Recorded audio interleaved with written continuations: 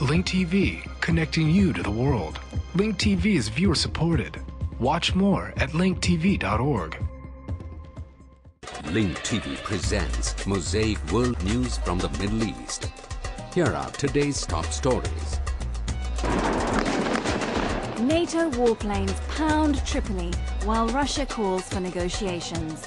Syrian city of ghosts braces for army assault. And Israeli settlers burn and deface West Bank Mosque. Mosaic World News from the Middle East begins now.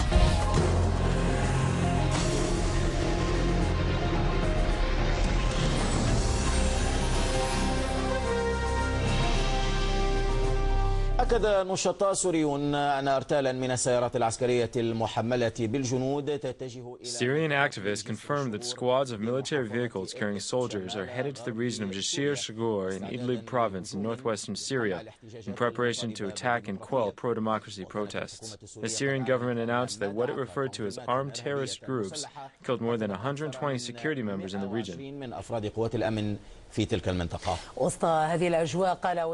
Under these circumstances, French Foreign Minister Alain Juppé said that the Syrian President Bashar al-Assad has lost his legitimacy. The French official added that his country is ready to submit a draft resolution to the UN Security Council to condemn Damascus for what he described as brutal repression of the protests.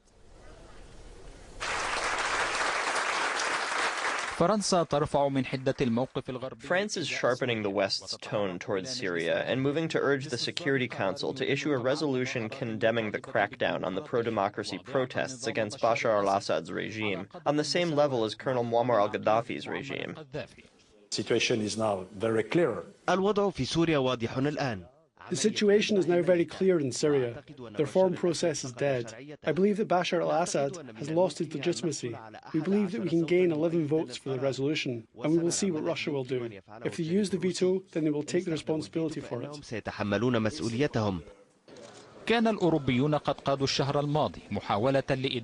Europeans spent the past month attempting to condemn the Syrian regime in the Security Council for Syria's way of dealing with the protests, but it was hindered by objections from Russia, China, and India.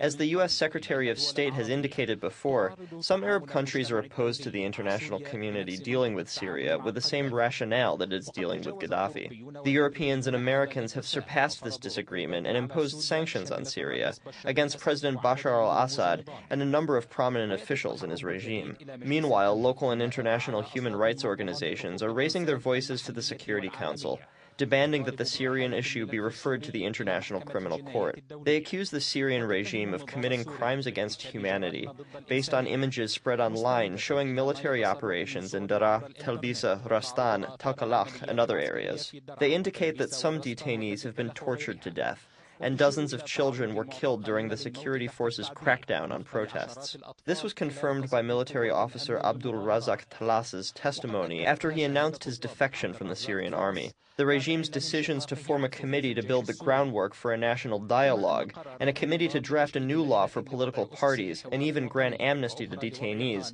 did not meet the aspirations of the opposition. It appears that the timeline and objectives given to the two committees were an attempt to buy more time for the regime's military trucks to move and crush the protests. The most recent destination of these trucks is the Jazeera region in Idlib province, in the northwestern part of the country. The civilians were surprised in some rural areas of Idlib. The Syrian Minister of Information said that military units are moving to put an end to what he referred to as armed terrorist groups that clashed with security forces and killed over 120 police and security members. The Interior Minister pledged to take decisive measures against any attacks targeting the citizens. They deployed the army all over our town. We don't want the army to come here. Our children are being killed. However, the director of a human rights organization said that the death toll figures were contradictory. He indicated that the clashes in Jazeera were between the army and members of the military who defected from the army, according to local residents' accounts. But an activist described what happened in Jazeera as insurrection and warned of the severity of the situation. Between these two different stories stands a historic event that links Jisr Shigur to Hama, which witnessed an incident described as brutal repression after disobeying the authority of President Assad, the father in the early 1980s. In between the past and now lies the possibility of more than one regional and international change, because Assad the son may not succeed in confronting the opposition with the same methods used by his father.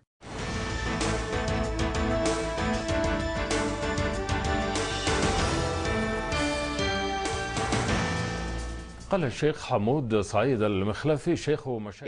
Sheikh Hamoud Saeed al-Mikhlafi, the head of the tribal council in Taiz, located to the north of the capital Sana'a, said armed opposition members now control the city following confrontations with President Ali Abdullah Saleh's forces. Agence France Presse reported on Sheikh Hamoud's confirmation that Taiz is effectively held by the revolutionaries. Sheikh Hamoud vowed to protect the demonstrators and strikers and said he believes the revolution remains peaceful. A representative of the Yemeni Youth Revolution said a 1 million-person march will be launched this afternoon from Tagir, or Change Square, in Sana'a. The march will demand that President Ali Abdullah Saleh not return to the country. He is currently being treated in Saudi Arabia. Meanwhile, 15 people were killed, including 9 soldiers, in violent clashes between the army and al-Qaeda gunmen in the city of Zinjibar.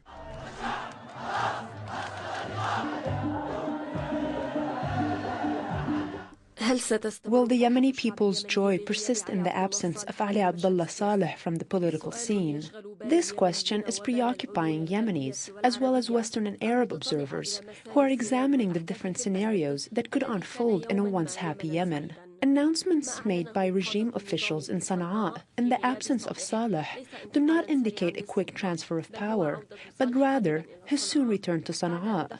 This after the people paid a high price to turn over Saleh's page and forget it ever existed. Amid outside intervention and conflicting reports on Saleh's return, the Cooperation Council's initiative is making another comeback to the Yemeni scene.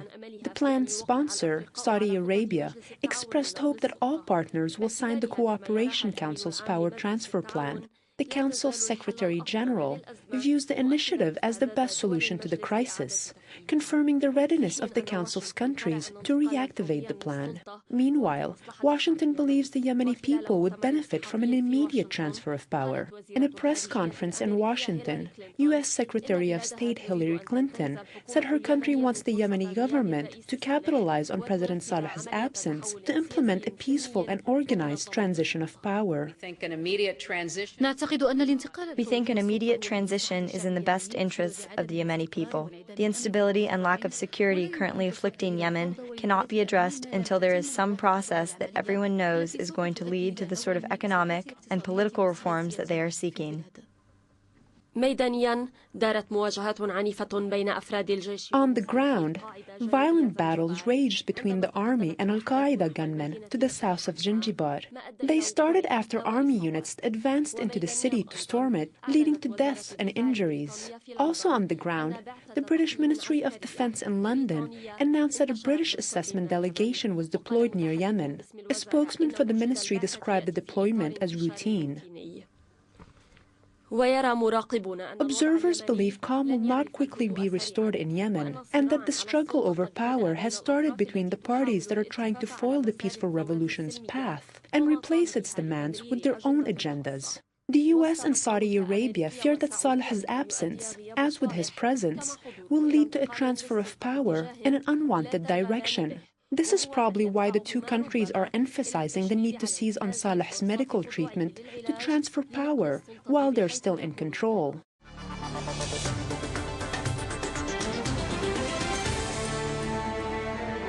نفذت طائرات حلف ناتو أكثر من 20 ضربة جوية. NATO warplanes launched over 20 airstrikes today on targets in Libyan capital Tripoli in one of the most violent strikes that NATO has launched during the daytime.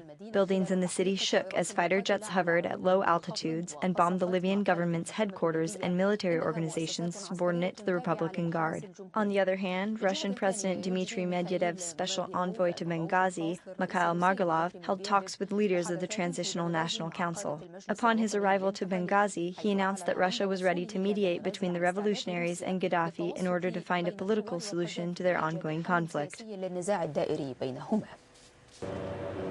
For the first time since NATO's military intervention began in Libya, the international forces launched over 10 airstrikes during the daytime on areas close to Bab al-Aziziyya complex, the headquarters of Libyan leader Muammar al-Gaddafi.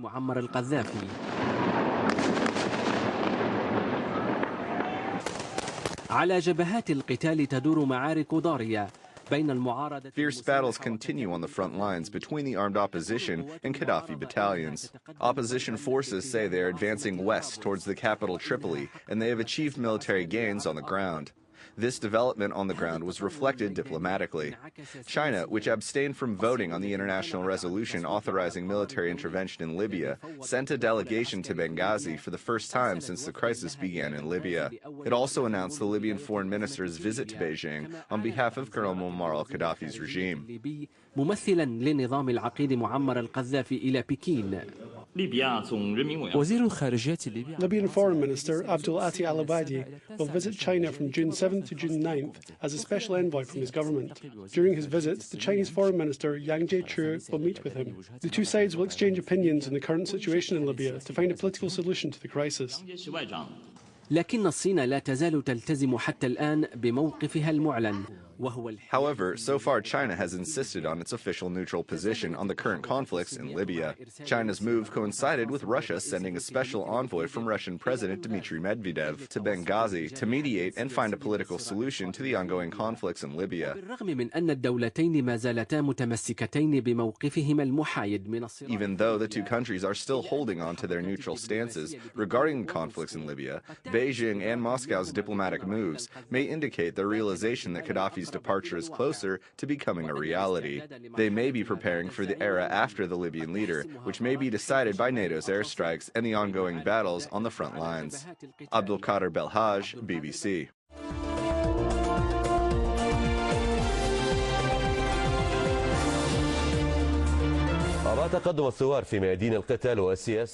Amid the political and military advancement of the Libyan revolutionaries, the war continues to claim more lives, not only among members of the rival forces, but also among civilians. The situation is far worse in the besieged cities and towns, especially amid the sharp shortage of food and medical supplies. In a country where health services are very poor, even during times of peace, Libyan casualties of war, especially in the west, were able to find their way to Tunisian hospitals. Mahmoudi Mohammed reports from Tunis.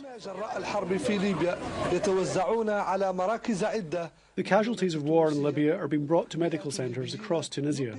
Hundreds of Libyans were transported to the Dahaiba camps, where a field hospital was set up to treat the wounded, most of whom came from the western Libyan mountain region. In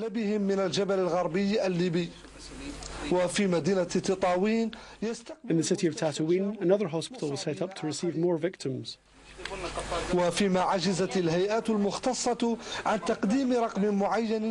The appropriate authorities were unable to give a specific casualty toll, citing that many of the injured are being admitted prior to consultation with them. These are some of the injured brought from Misrata to this hospital in the Tunisian capital. There are nearly 50 cases. In the coming weeks, we are expecting 50 or 70 more cases to arrive by sea. God willing, we will be ready for them, despite reports that Tunisian hospitals are near capacity. We will try to offer them medical care so they can return to Libya.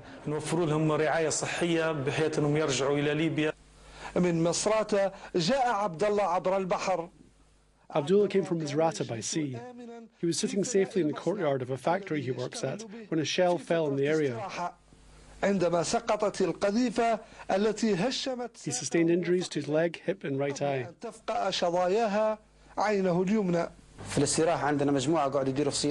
Some of us were on break, sitting in the courtyard eating lunch. Then we performed the Asr, the afternoon prayer. As we were sitting down, the shells started falling on us.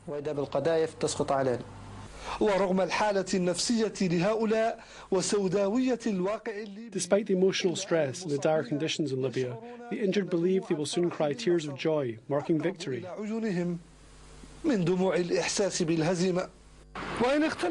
And despite their different injuries, the Libyans we met in Tunisian hospitals share the same dream, the ouster of Muammar Gaddafi's regime. Mahmoudi Mohammed, Dubai TV, from the Manar Medical Centre, Tunis.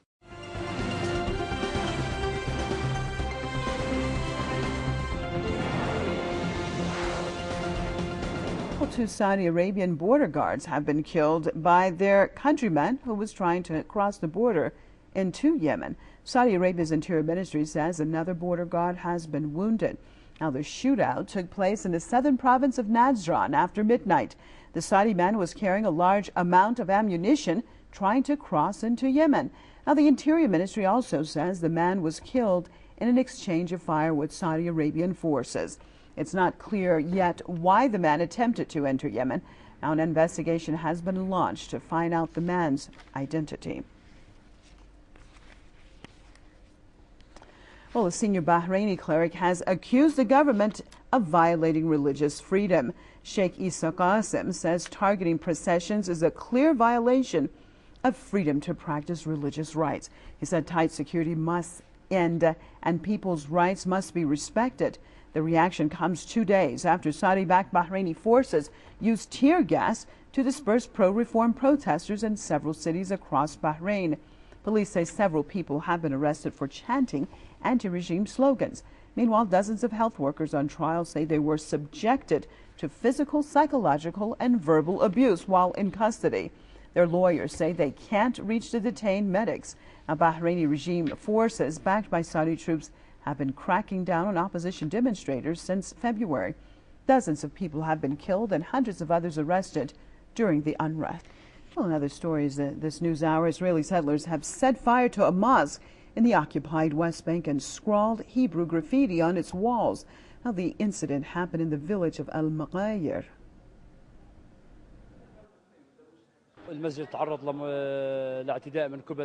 The mosque was vandalized by settlers.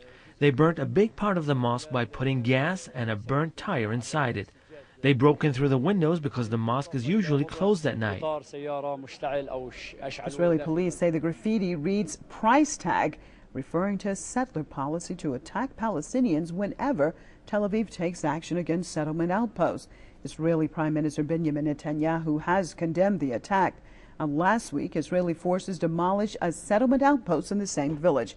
West Bank mosques have come under repeated settler attacks. Previous Israeli investigations of the assaults have produced no results. Well, Israeli forces have shot, injured one person in Gaza. The incident happened when a group of locals and international activists marched on the so-called Israeli buffer zone to protest the occupation of their land. Now, the Israeli army has established a 300-meter wide buffer zone along the Gaza Strip and fires at Palestinians or even non-Palestinian activists who approach the fence. Last year, scores of Palestinians, many of them children, were killed or injured in Israeli shootings near that area. Most of the victims were collecting construction material as Israel's blockage of Gaza bans any import of such material into the coastal strip. Iran's President Mahmoud Ahmadinejad says the U.S. wants to polarize the Middle East to achieve its goals. مراقب باشن. او میخواد به دست اینها بعضی دیگر رو و حرکت‌های مردمی رو سرکوب کنه، اختلاف در منطقه درست بکنه، زمینه حضور خودش رو فراهم کنه. به محض اینکه مستقر شد، اولین کسانی رو که قربانی میکند کسانی هستند که با او دارن همکاری میکنند. At a news conference in Tehran, he said Israel is created for this very purpose. Ahmadinejad believes the majority of people in the Middle East are opposed to the presence of the Israeli regime in the region. He also spoke of the Palestinian plight, saying that the only solution to the Palestinian issue is holding a referendum in which Palestinians can determine their future. Ahmadinejad said a Palestinian government should be established to rule the entire Palestinian land. He also spoke of Iran's policy on the popular uprisings in the Middle East and North Africa. The Iranian president said Tehran stands by all justice and freedom-seeking nations in the world.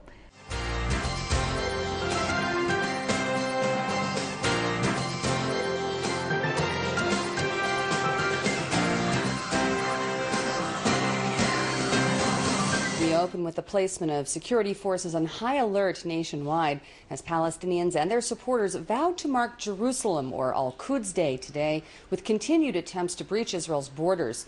This year's al-Quds Day commemorates the 44th anniversary that Israel captured East Jerusalem during the 1967 Six-Day War. Earlier this week, hundreds of Syrian protesters converged on the northern border, but their infiltration attempts were repelled by security forces.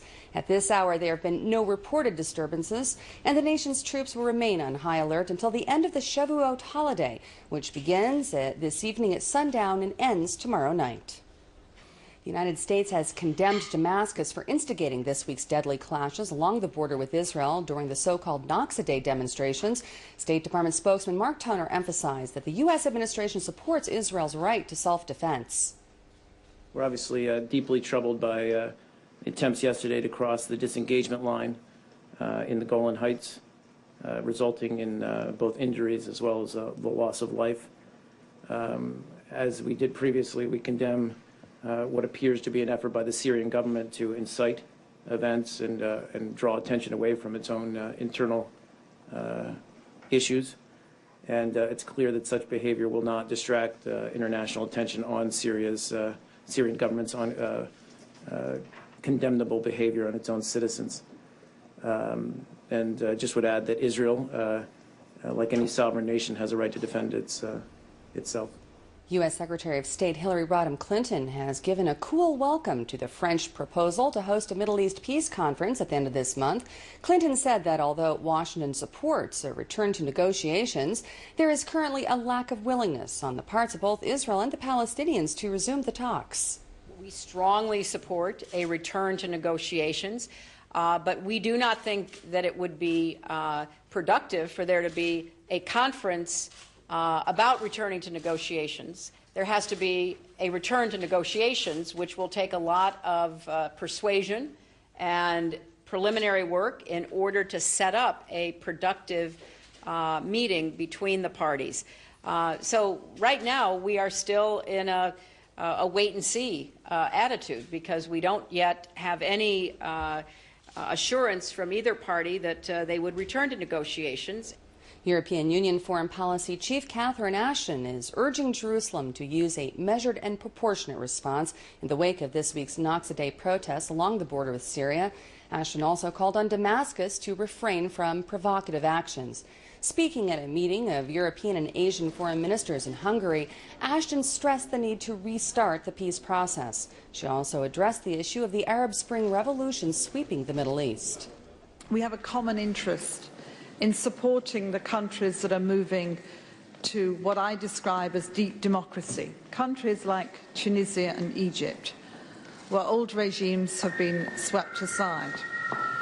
And I talk too about how we are using our political pressure to support citizens in regimes where repression has unfortunately been the way that their desire for a different kind of future has been dealt with.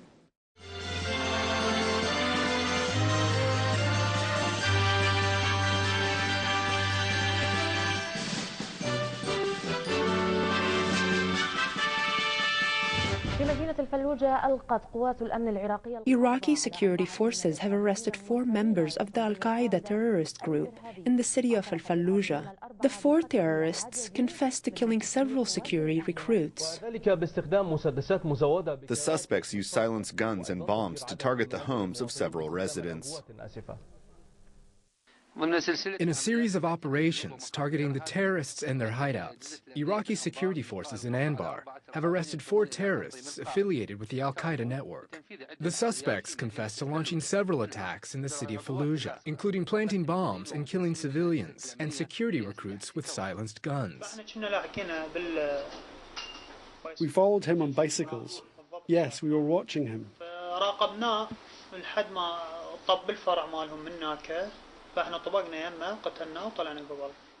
We stalked him for a while. We went in there, killed him, and exited through the back gate. Mishtaq and I took part in the murder. We used silenced firearms, including 7mm caliber guns. Yes, we used silenced guns. Thank God justice has prevailed. We demand punishment for these individuals. They are oppressors. Their families need to know what they have done to this city.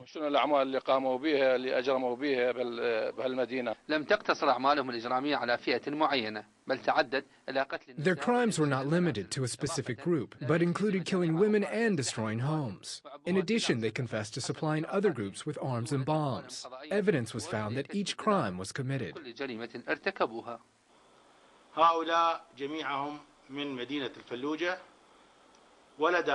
They are all from the city of Al-Fallujah.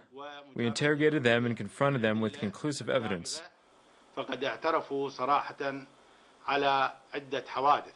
They openly confessed to a number of incidents, including the assassination of the late Sheikh Mohammed Khalil, the Imam of Al-Tawfiq Mosque in the city of Al-Fallujah.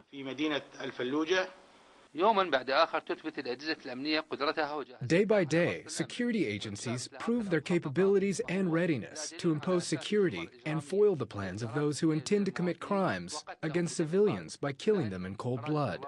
However, the will of God failed all their ugly plans. From Al-Anbar, Ahmed Al-Drami, Al-Iraqiya.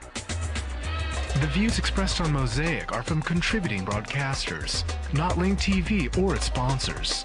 The production of Mosaic is made possible by grants from the John D. and Catherine T. MacArthur Foundation, the Firedoll Foundation, and by support of viewers like you. Thank you. Watch Mosaic World News online. Stay up to date with breaking news, read our blog, get transcripts of past shows, and more at linktv.org/mosaic.